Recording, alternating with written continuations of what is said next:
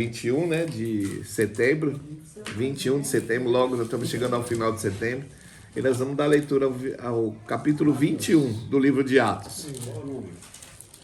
Atos 21. 21. Isso, Paulo vai para Jerusalém. E ontem à noite, eu vou falar para vocês que deu trabalho para mim, irmãos. A hora que a senhora falou que eu viria, eu falei, vamos ler aqui, ver o que Deus quer falar aqui. Eu falei, nossa, o que Deus quer falar aqui? Aí eu tive que anotar tudo num papelzinho para não esquecer o que Deus quer falar. De tanto que ele quis falar ontem. A gente pensa que, é pouquinha coisa. Não, é bastante coisa.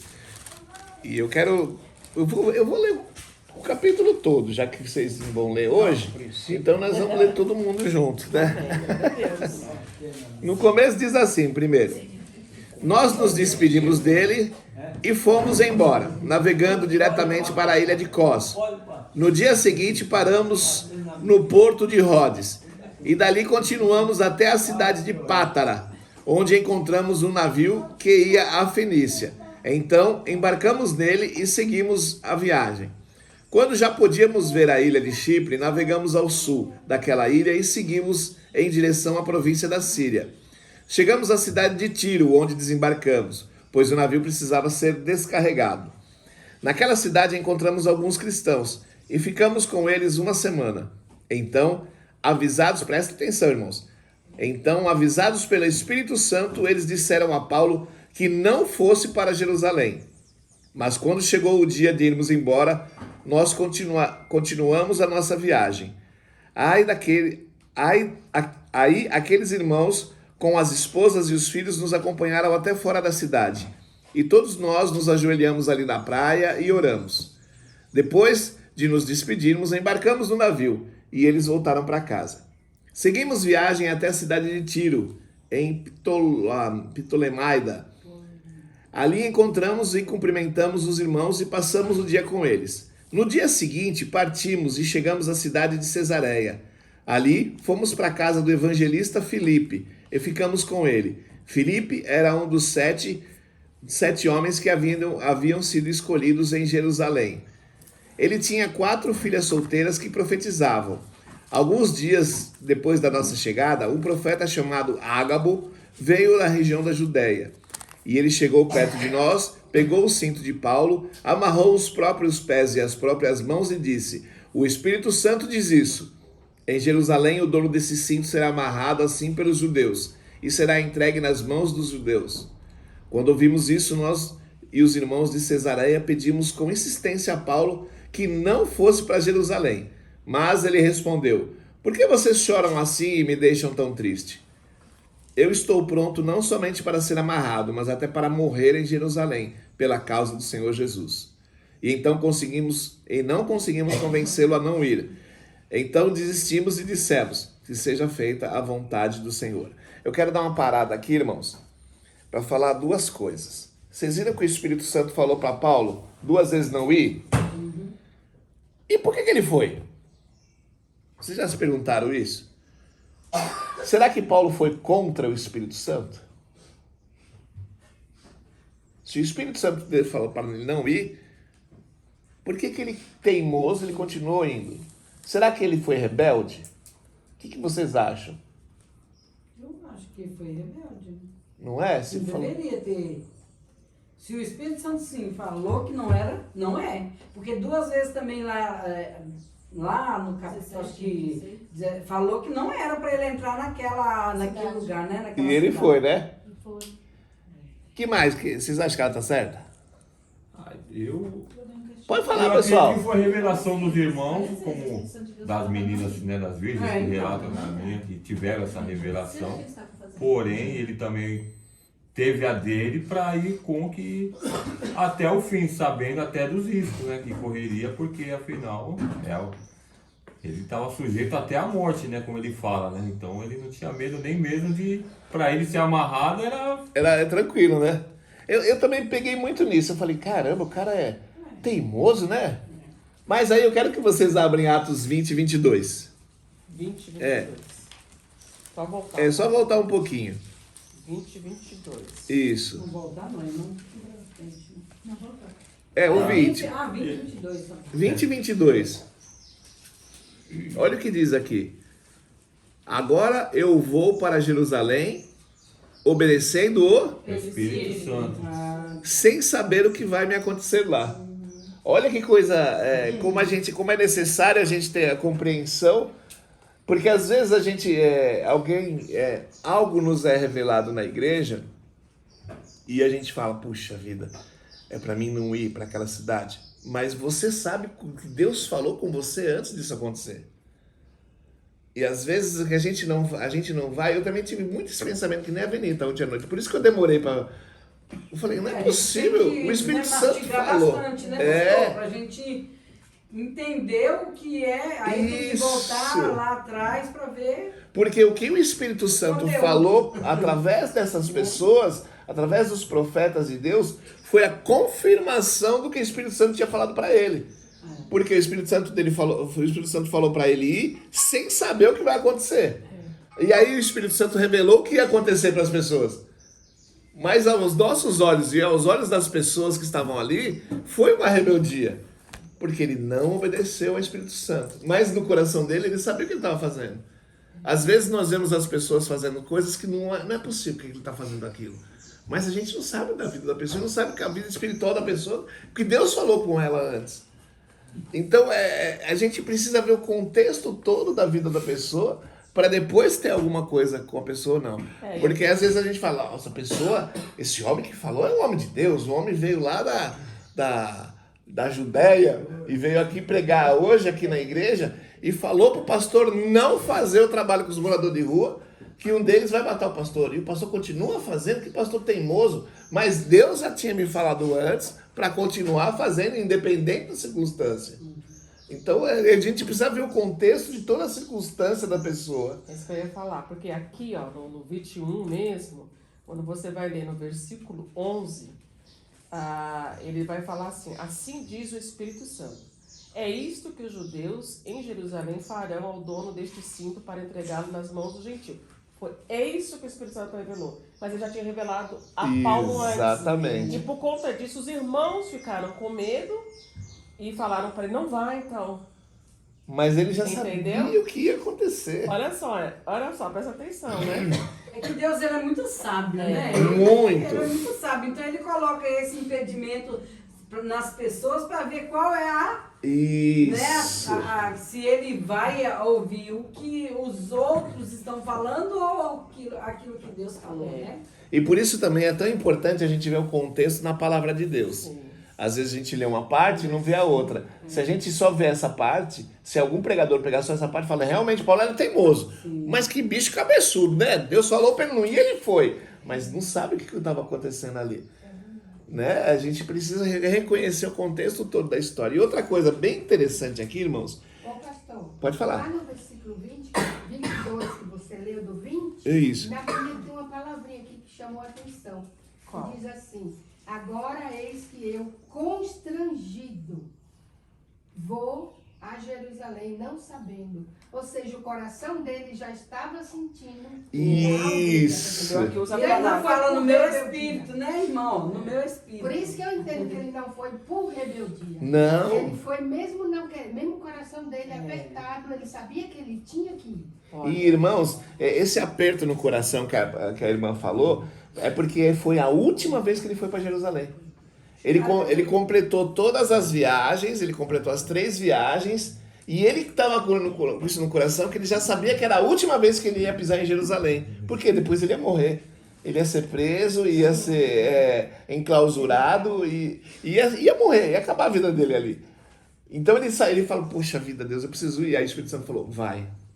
Vai por quê? Porque eu preciso completar a obra. E aí no versículo de número 8, aqui também, no dia seguinte partimos, no 21, no dia seguinte partimos e chegamos à cidade de Cesareia e ali fomos à casa do evangelista Filipe, que ele era um dos 7 homens que foi escolhido. Irmãos, é uma coisa muito interessante aqui, se a gente for ver o contexto histórico da coisa. Por quê? Porque Filipe foi um dos 7 que foi escolhido como liderança dos diáconos, lembra? Lá atrás, que Deus falou, olha, coloca os diáconos na frente da igreja, porque aí vocês vão precisar pregar a palavra. E aqui colocam Filipe o evangelista, porque tinha o Filipe o apóstolo. E por que se colocou Filipe o evangelista? Porque Filipe o evangelista era um que estava fugindo de Paulo, porque Filipe o evangelista estava quando Estevão foi apedrejado. E aí ele fugiu de Paulo que nem um gato, o rato do gato, o gato do cachorro. Por quê? Porque ele sabia que Paulo, do jeito que autorizou a morte de Estevão, ia autorizar a morte dele também. E aqui, de repente, Paulo vai visitar Filipe e eles... Transformado. Exatamente, e Filipe o trata como um irmão. Olha como o evangelho transforma as pessoas, irmãos. O que era perseguido, hoje abriu a porta da casa e falou, Paulo, vem aqui, ó, senta aí, ó, vamos tomar um cafezinho. Irmãos, isso me arrepia, porque sabe o que aparece nessa passagem? Aquele versículo do Salmo 23. Prepararei um jantar, uma mesa, uma ceia, aonde? Na presença dos meus adversários. E Deus transforma o mal que os homens querem em bem. E olha que é muito louco isso aí, é muito interessante. E aí deixa eu ver o que mais eu coloquei. Aí do verso 17 até o 26, que Paulo visita Tiago. Aí aqui nós começamos a ver o porquê o Espírito Santo de Deus mandou Paulo para aquela cidade de Jerusalém. Chegamos em Jerusalém e nos receberam com muita alegria. Aqui, algumas traduções diz de uma forma calorosa. E ele precisava ir para Jerusalém. Para quê? Isso, de boa vontade. Para que ele soubesse que o que ele estava fazendo era bom. Às vezes nós precisamos de uma confirmação, irmãos. Eu sempre falo aqui que às vezes não é fácil trabalhar com o Ministério dos Invisíveis. Por quê? Porque a gente se decepciona. E tem muitas vezes que às vezes na sexta-feira eu vinha para cá e triste. Falava, nossa Deus, que coisa, hein? Parece que esses meninos não prestam atenção na sua palavra. E eu tava uma preguiça de fazer, porque é ruim falar quando ninguém quer ouvir. Aí Deus colocava um cabra atravessando a rua. Pode Senhor, pastor. Ele falava, pode Senhor.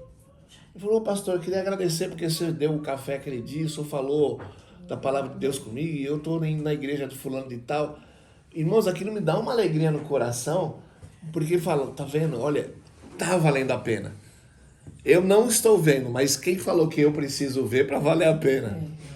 Planta, tu rega e Deus dá o que Exatamente. E às vezes a gente precisa o quê? De um abraço, alguma coisa de uma forma calorosa para falar, você está no caminho certo. Por mais que o mundo diz que não, o Senhor diz que sim. Então ele precisava desse acolhimento. E aí depois ele veio no versículo 18. No dia... Oi?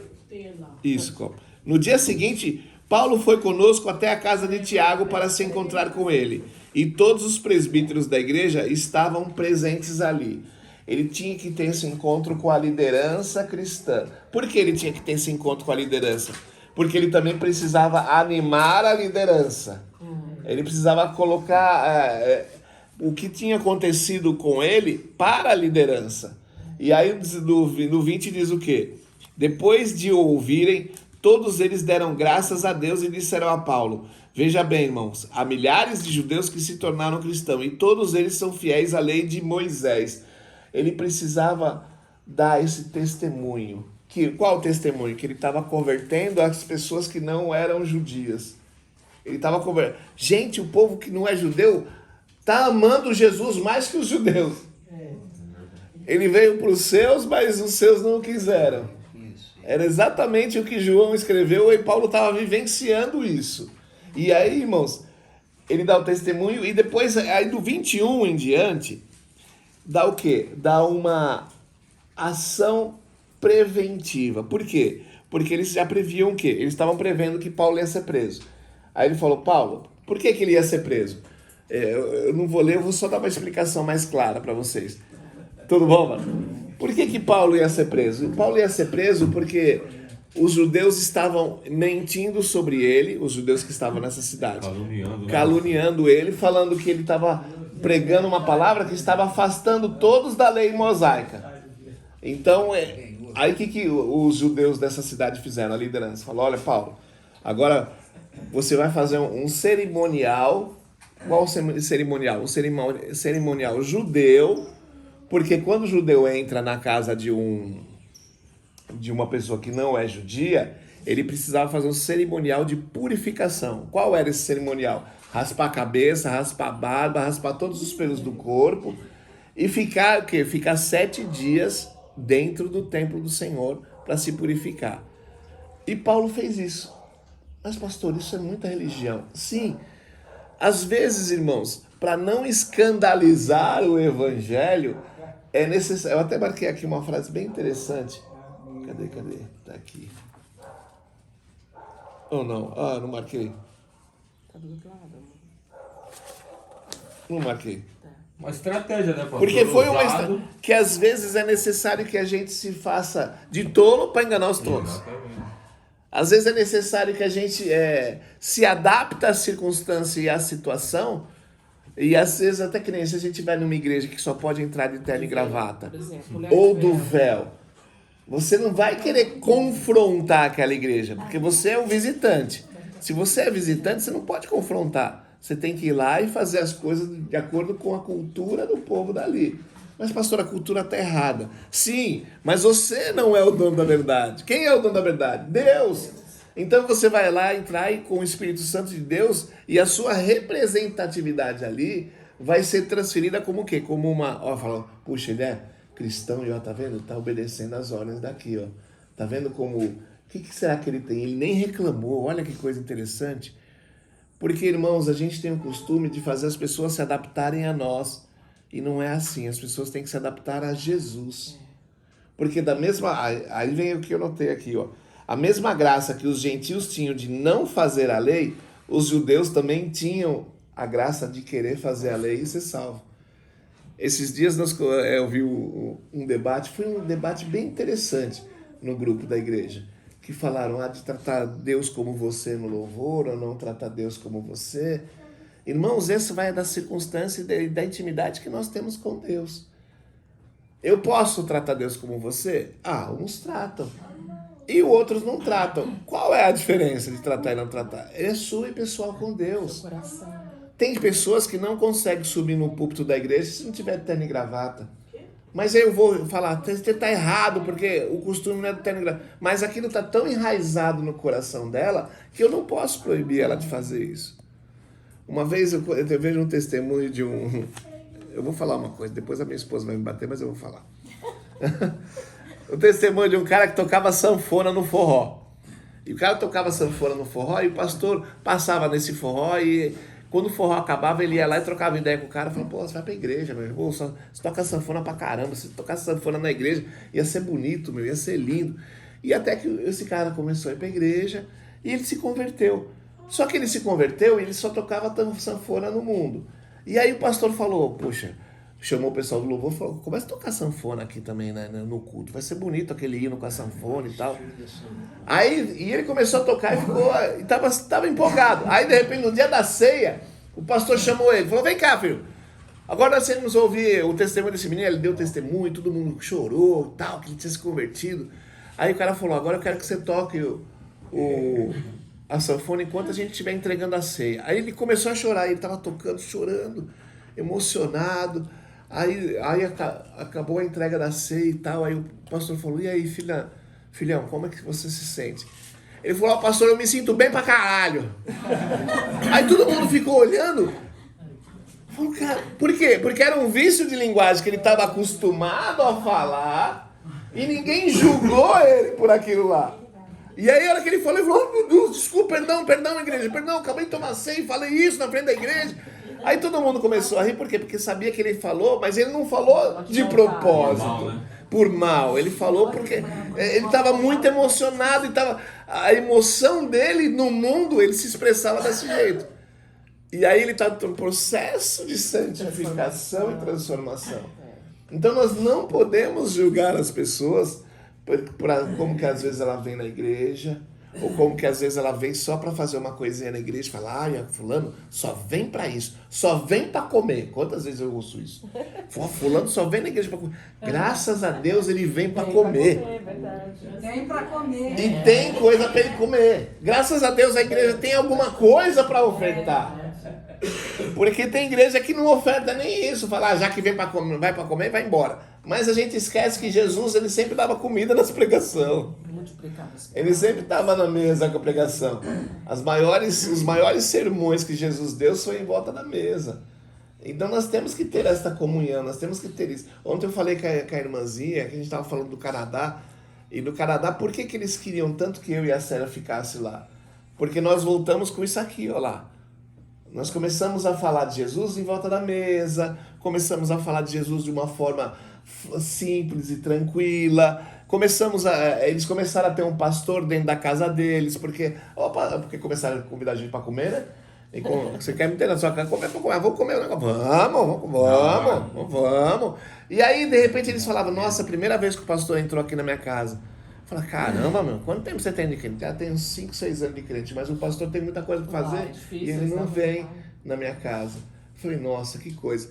E aí a minha filha falou, pai, se você ficar aqui no Canadá, rapidinho você vai se tornar pastor da igreja.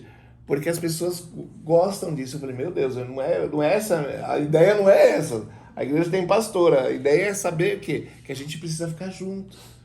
Que a gente precisa valorizar esses momentos juntos. Mas isso do pastor não é a cultura do Canadá deles? É uma cultura deles. Então, mas é a cultura deles, mas aí, que nem nós só falamos com o brasileiro. E o brasileiro, irmãos, em qualquer lugar do mundo, eles gostam disso. Sim. Eles gostam de se reunir, eles gostam de abraçar, eles gostam de conversar. E lá o povo ele se cumprimenta assim, ó. Paz do Senhor. E aqui como a gente se cumprimenta? Aqui a gente se abraça, a gente se beija, a gente ri. Sim, E a gente fica sentindo falta disso. É o frio, pastor, é por isso que eles vão assim. E se a gente se abraçar lá, é como se fosse quebrar uma cultura deles. Eles se ofendem. Eles acabam se ofendendo. Mas os brasileiros que estão lá, eles precisam. Como é que eles cumprimentam?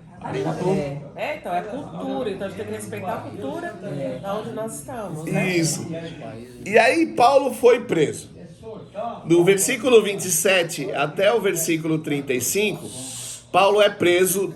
E olha onde ele foi preso. Dentro do templo. Dentro do templo. Olha que coisa absurda. Os judeus que prezavam tanto o templo, e eles prenderam Paulo, por quê? Porque eles falaram que Paulo tinha levado uma pessoa que não era gentia dentro do templo. Por quê? Porque estava todo mundo careca, todo mundo sem pelo, então não sabia quem era gentil e quem era judeu. E aí eles falaram, o careca tá ali, olha lá, pecador, e Paulo levou ele para dentro do templo, vamos apedrejar Paulo. E começou aquele tumulto. E por que Paulo foi preso? Aí eu anotei aqui alguns versículos. O 27. Cadê o 27? Quando os 7 dias da purificação estavam para acabar, alguns judeus da província da Ásia viram Paulo na área do templo. Então atiçaram a multidão, agarraram Paulo e começaram a gritar: Israelita, nos ajudem! Este é o homem que vai pelo mundo inteiro e a todas as pessoas dizendo mentiras sobre o povo de Israel e a lei de Moisés e este templo. E agora ele está trazendo não-judeus para dentro da área do templo, profanando esse lugar santo. Então começou aqui, algumas traduções dizem que começou um alvoroço medonho.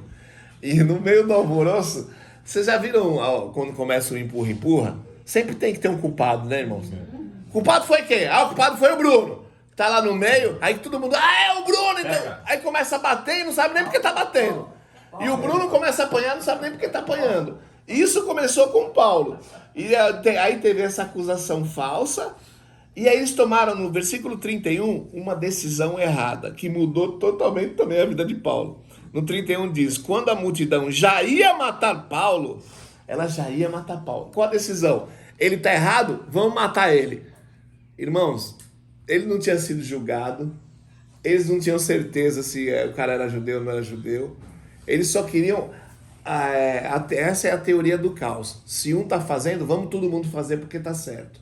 Não é assim, irmãos. Não sabe nem porque tá fazendo. Não sabe nem porque tá fazendo. Eles iam matar Paulo e ninguém sabia nem direito o porquê matar Paulo. Porque muitos desses que estavam seguindo e perseguindo Paulo, eles queriam matar Paulo por quê? Porque Paulo estava contra a lei judaica. Mas o que a lei judaica falava a respeito de perseguir e matar? Não pode matar sem ter um direito à resposta, sem ter um julgamento. Eles estavam querendo matar pela lei e estavam fora da lei. Certo. É uma coisa totalmente estavam esquisita. cumprindo, né? E aí, no 31 mesmo, tem uma intervenção providencial, que diz: o comandante das tropas romanas recebeu a notícia de que toda a cidade de Jerusalém estava revoltada. Toda a cidade, irmãos. Olha como a mentira se espalha fácil. A verdade é difícil de se propagar, mas a mentira... E é difícil você... Ontem nós estávamos falando aqui do... Como chama? Mário Covas, não. Aquele que foi o ator lá, o... Mário Nunes. Não, Mário Gomes. Mário Gomes. E aí, que o Mário Gomes tinha sido despejado e tal. Aí na hora lembraram o apelido dele por causa de uma mentira que tinham falado pra ele faz tanto tempo. Mas aí o que aconteceu? Ninguém esqueceu a mentira. A gente não sabe nem a verdade, mas ninguém esqueceu a mentira. Então, irmãos, a gente precisa tomar muito cuidado com o que nós falamos. A mentira nunca é esquecida e a verdade é difícil de ser lembrada. Mas vamos lá, mais uma coisa, que é intervenção aqui. E aí o comandante, no 32, ele então reuniu depressa alguns oficiais e soldados e correu no meio do povo. Quando a multidão viu o comandante e os soldados, parou logo de bater em Paulo.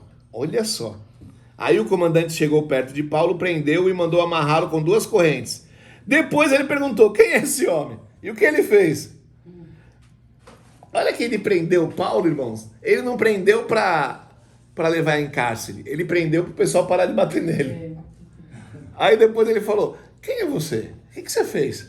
Pô, mas eu tô algemado, eu tô todo ensanguentado, todo arrebentado, e agora você vem me perguntar quem eu sou? Pô, você tá de brincadeira.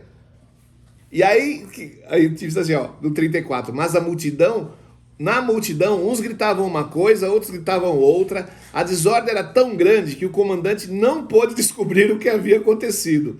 Então mandou que os soldados levassem Paulo para dentro da fortaleza. Quando chegaram perto das escadas, os soldados tiveram que carregar Paulo por causa da violência da multidão, que vinha atrás gritando: mata, mata! Olha isso, irmãos. Como? Imagina, eles tiveram que levantar Paulo. Sim. Presta atenção nisso. Eles exaltaram Paulo. Paulo estava algemado, Paulo estava amarrado. E eles falaram: vamos fazer o quê? Vamos levantar para ninguém encostar nele. Quem? Os soldados romanos. Olha isso, irmão. E quando Deus quer livrar as nossas vidas, Ele escolhe corvos, às vezes, para livrar a nossa vida. Ele escolhe aqueles que estão nos perseguindo para livrar a nossa vida. Do quê? Daqueles que você quer salvar. Porque só estavam os judeus querendo matar Paulo. E Paulo que estava pregando para eles, mano. Paulo fala, imagina a situação de Paulo. Fala: caramba, Deus, eu estou querendo salvar os caras estão querendo me matar. Se fosse a gente, o que a gente ia fazer? Ia jogar uma bomba, matar todo mundo. Ou então orar para Deus: Deus, cai um raio aqui agora, mata tudo em 50 quarteirão aqui. Porque a cidade toda está querendo me matar, Deus. Está demais a coisa. Está demais. E aí Paulo começa um esclarecimento. Por quê? Paulo tem que esclarecer as coisas. E do 37 até o 40 diz assim: quando iam levar Paulo para dentro da fortaleza, ele disse ao comandante: me dê licença para eu falar uma coisa importante com o Senhor. E o comandante perguntou: nossa, você sabe falar grego? Por acaso você é aquele egípcio que algum tempo atrás começou uma revolução e levou 4.000 terroristas armados para o deserto? Sabe de quem ele estava falando aqui? Moisés. Olha. Você é aquele egípcio lá que fez aquela rebelião toda. Olha como eles estavam sabendo. Aquele alvoroço e tirou. A palavra, conhecia. Isso. Né? Conhecedor, mas não obedecia. Isso. Aí Paulo respondeu: eu sou judeu, nascido em Tarso, cidade muito importante da região da Sicília. Por favor, me deixe falar da Cilícia. Por favor, me deixe falar com o povo. Então o comandante deixou, e Paulo ficou em pé na escadaria e fez sinal com a mão para o povo pedindo silêncio. Quando todos ficaram calados, Paulo começou a falar em hebraico. Aí vem o capítulo 22, que é outro capítulo. Mas uma coisa que aconteceu muito interessante. Paulo foi exaltado ali, e o povo queria matar Paulo. Aí, de repente, ele estava em cima de uma escadaria. Aí ele falou com o comandante. O comandante ouviu ele. Acatou, né? Acatou ao que Paulo estava falando. E aí Paulo fez o quê? Ele falou pro povo: shh, Vocês querem me matar, fica quieto que eu vou falar. Segura E aí. vocês vão ter que ouvir. Olha isso, irmãos. Deus, ele fez uma circunstância e ele colocou Paulo em cima do púlpito para Paulo falar para aquelas pessoas que estavam querendo matar ele. Resumindo tudo isso, todo esse capítulo. Deus é Deus. Ele faz o que ele quer, com quem ele quer, porque ele quer e quando ele quer. Às vezes você está passando por situações que você está apanhando e a gente não está sabendo por quê. Você está passando uma situação que você está apanhando para você chegar até onde Deus quer que você chegue e você vai ser ouvido. Deus quer te exaltar. Ah, mas no meio da porrada Deus quer exaltar? Porque Deus usa o termo que Ele quiser comigo e com você. Porque Ele é o nosso Senhor. E nós somos servos do Senhor. E o Senhor, às vezes, Ele tem direito de chicotear o seu escravo. Quando o quê? Quando o escravo não obedece. E às vezes o Senhor ele é tão bom, que Ele fala, eu não vou chicotear na primeira. Deixa ele. Ele vai aprender. Aí não aprende. Aí ele vai aprender de novo. Aí não aprende. Aí começa o quê? Eu preciso dar um jeito dele aprender o que eu quero que ele aprenda. Como eu vou fazer? Vou dar uma cutucadinha nele. Como é uma cutucadinha? Às vezes a gente não sabe. Eu sei como Deus me cutuca. Você sabe como Deus te cutuca. E às vezes o cutucar de Deus não é uma coisa muito agradável para os nossos olhos. Às vezes dói. Às vezes é uma pancada. Por quê? Porque Deus já fez assim e empurrou você um pouquinho e você não prestou atenção. Aí Ele empurrou você mais um pouquinho e você continuou não prestando atenção. Aí Deus falou, então tá bom, já que você não viu agora, tome. Aí você fala, nossa Deus, que pancada! Você tá de brincadeira, Deus? Você quase fez eu cair. Quase fiz você cair. E a Bíblia fala o quê? Aquele que pensa que está em pé, cuide para que não caia. Porque nós temos que estar vigilantes a todo o instante. Amém. Todo instante. Irmãos, presta atenção no que Deus está fazendo na sua vida. Aleluia. Presta atenção, porque Deus ele tem um plano e um projeto. E às vezes o plano e o projeto de Deus, porque está parado, não significa que acabou. Hoje nós vamos fazer a finalização na nossa horta hidropônica. Nossa, pastor, começou há tanto tempo e só hoje. Se Deus abençoar, nós vamos continuar hoje. Por quê? Porque houve uma série de circunstâncias que não deu tempo da gente acabar. Ah, pastor, não veio, a culpa foi sua que você ficou doente, a culpa foi do outro que o outro não veio, a culpa sempre foi de alguém.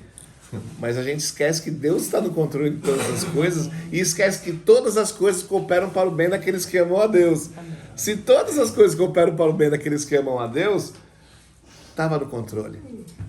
E a sua vida, por mais ou desinteressante que esteja, ou mais interessante que esteja, a sua vida, por mais fácil que esteja, ou mais difícil que esteja, a sua vida, por mais clara que esteja, ou por mais escura que esteja, Deus está no controle. Se você está aqui nessa mesa hoje, se você está ouvindo essa gravação, é porque Deus está no controle de todas as coisas. O Senhor não se esqueceu de você. O Senhor nunca se esqueceu de você.